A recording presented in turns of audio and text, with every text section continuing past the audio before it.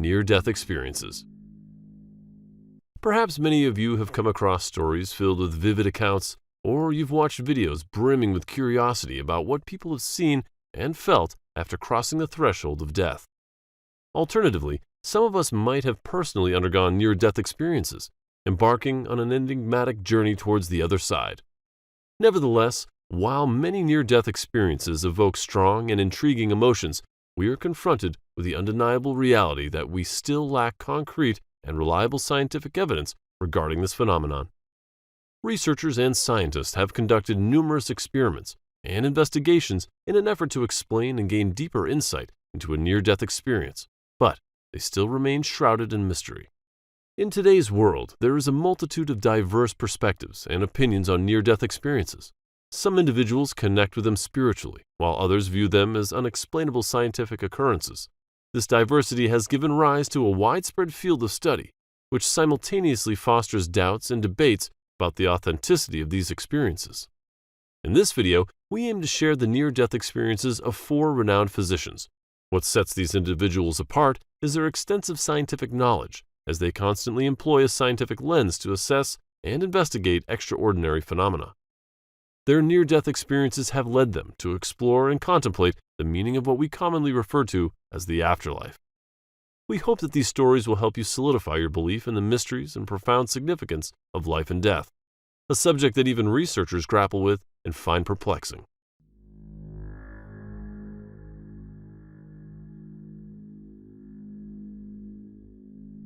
Dr. Rajiv Pary. 15 years ago, Dr. Rajiv Pary, the chief of anesthesiology at Bakersfield Heart Hospital in California, faced a severe health crisis. Medical tests diagnosed him with prostate cancer. Despite undergoing surgery to remove the tumor, the life-threatening illness continued to afflict him. In 2010, he suffered a severe infection, leading to another surgery. It was during this time that he had a profound near-death experience he could never forget. Dr. Rajiv Pary recounted the detailed journey of his near-death experience in his book, Dying to Wake Up. He vividly remembered his out-of-body experience during the surgery. He witnessed the surgical procedure being performed on his own body and could recall the conversations and banter among the surgeons. Afterward, he found himself in another world, remembering past lives and reuniting with his long-lost father. In his book, this Indian-born physician described that while his physical body lay on the operating table, he entered what he described as the borderland of hell. He witnessed dark and frightening scenes, but was eventually embraced by his father, who guided him through a tunnel of light. He then encountered 2 angels who led him to a serene and peaceful place. These angels told him that he needed healing for his soul and advised him to change his ways, to live more compassionately and kindly towards others, especially his patients, whom he had previously treated with impatience and anger. Dr. Eban Alexander. Another well-known near-death experience is that of Dr. Eban Alexander, a prominent neurosurgeon in the United States. Dr. Alexander, who had a strong scientific background, wrote the best-selling book Proof of Heaven, which garnered attention not only in the United States but also in many other countries. Dr. Eban Alexander's scientific credentials are impressive. He completed his undergraduate degree in chemistry at the University of North Carolina in 1976 and earned his medical degree from Duke University Medical School in 1980. He went on to complete his residency at prestigious institutions, including Massachusetts General Hospital, Harvard Medical School, and the University of Massachusetts Medical Center. Later, he pursued a research fellowship in neurosurgery in the United Kingdom and eventually became an assistant professor of neurosurgery at Harvard Medical School. In 2008, Dr. Eban Alexander experienced a severe case of bacterial meningitis caused by E. coli, which left him in a coma for a week. During this time, his doctors advised his family to prepare for the worst, as his condition was critical. However, this period marked a unique near-death experience that profoundly changed his life and perspective on the world. Dr. Alexander's near-death experience differed from many others in that he did not recall meeting deceased loved ones or gaining a clearer sense of his own identity and past. Instead, his experience was characterized by a sense of being beyond time and space, and existing as a solitary point of consciousness in an infinite outer cosmos. In his book, He described feeling like he was journeying through a beautiful, brilliant light into a valley teeming with life. He sensed a profound interconnectedness with everyone and the vast universe, bathed in an expansive understanding and love. This experience had transformative impact on the scientist, completely altering his perspective upon awakening. Dr. Alexander's near-death experience is distinct in that it emphasized a profound sense of unity and interconnectedness rather than personal encounters or memories. It challenged his understanding of reality and left him with a deep conviction in the existence of a spiritual realm beyond the physical world.